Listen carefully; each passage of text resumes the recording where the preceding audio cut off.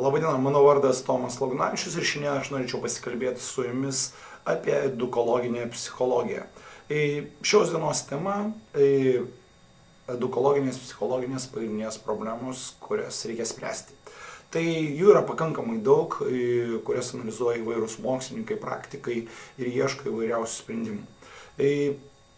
Yra keletą pagrindinių, kurias aš norėčiau išvardinti. Tai pirmoji būtų vystymosi ir mokymosi koreliavimo klausimas. Kiekvienas vaikas vystosi pakankamai skirtingai. Kiek galim ir kiek reikia priderinti mokymosi procesą prie jo? Ar iš tikrųjų tai reikia daryti, ar jisai turi pasistengti prisiderinti prie, pavyzdžiui, bendros klasės kažkokios tendencijos, ar mes turim derintis?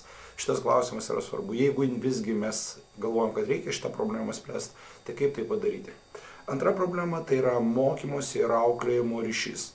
Pavyzdžiui, jeigu vaikas turi problemas su, pavyzdžiui, režimo laikymusi, labai natūralu, kad anksčiau ir vėliau gali atsirasti problemos ir mokymosi procese. Trečiasis faktorius, trečioji problema ir faktorius, kuris įtakoja labai stipriai mokymosi efektyvumą, tai yra koks yra ryšys tarp supančios aplinkos ir žmogaus genotipo. Kitaip sakant, anatomija, fiziologija, neurologija ir kaip tai jas įtakoja supanti aplinka. Kas yra svarbiau, ar mūsų centrinės nervų sistemos kažkokia konstrukcija arba struktūra, taip, ar labai svarbiau didesnį įtaką daro supanti aplinka. Ši problema yra pakankamai daug analizuojama ir aš manau, kad galima įvairiausių rasti sprendimų. Sekanti problema tai yra sensityvus arba jautrus periodai, kada vystosi vienos arba kitos savybės. Aiškiai matosi, kad kai kuriais momentais vaikam kai kurios psichologinės savybės vystosi greičiau, kai kurios lėčiau. Ar mes pataikom, ar mes kaip mokytojai, psichologai pataikom ir padedam vaikui vystytis tuo metu? Sekantis klausimas tai yra vaikų talentingumo klausimas. Jeigu vaikas turi labai gerą balsą, taip, bet mes žinom, kad nuo 12 metų iki 18 tas balsas gali mutuoti. Kiek tai yra talento klausimas, kiek tai yra fiziologijos klausimas, ar išliks tas talentingumas. Ir todėl labai reikia jautriai žiūrėti, kada mes sakom, kad vaikas labai talentingas, galbūt kažkas tai pasikeis jo fiziologijoje, anatomijoje ar dar kažkur tai. Ir jis prarasta talentą. Todėl mes turim tiksliai nustatyti, kur ir kaip mes galim tą talentą lavinti. Ir čia yra pagrindinė problema, kad surasti tos sensityvius periodus. O sekanti problema tai yra, kaip dirbti su talentingais vaikais. Nes bendros mokyklos programa orientuota į kažkokį bendrą lygį. Kaip tos gabius vaikus išskirti ir kaip jiems sudaryti sąlygas mokytis. Automatiškai yra ir kitoj pusė problemai. Ką daryti su tais vaikais, kurie nespėja, kurie neįsisavina, kurie turi problemų vienokių arba kitokių. Sekanti problema tai yra individualizavimo klausimas, ugdymo procesų individualizavimo klausimas. Kaip tai galima būtų padaryti? Šią problemą sprendžia įvairiai, kiekviena mokykla turi savo kažkokią sistemą ir bando tą procesą individualizuoti. Galima įvairiomis užduotimis, perskirstant grupės, mažosios grupės, daugybė visokių variantų šitą problemą reikia spręsti. Žinoma, ateityje apie tai kalbėsim, ką ir kaip būtų galima daryti.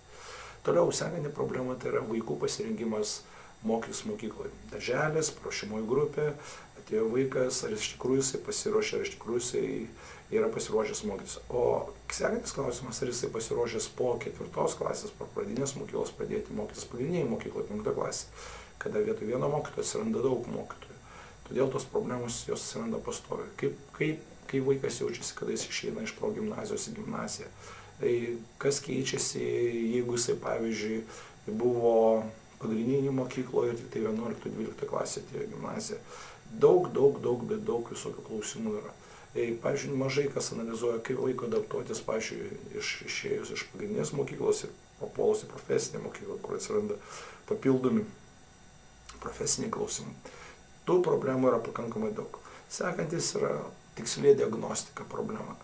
Ar mes galime iš tikrųjų tiksliai diagnozuoti pedagoginius, psichologinius procesus. Todėl visada reikia ieškoti įvairiausių testų, įvairiausių eksperimentų variantų, kad galima būtų tiksliai nustatyti ir imtis kažkokių koreguojančių priemonių. Ir sekanti, galbūt paskutinė problema, tai kaip optimizuoti auklėtojo ir mokytojo bendravimą su vaikais. Kiekvienas vaikas turi savo individualių kažkokių bruožų ir savo poreikių, kaip jis norėtų bendrauti. Leiskim su mokytoju, bet kitas klausimas, ar mokytas tai gali padaryti objektyviai dėl laiko, erdvės trūkumo, dėl kažkokių kitokių dalykų. Ir kaip visgi tai optimizuoti ir surasti kažkokius sąlyčio taškus.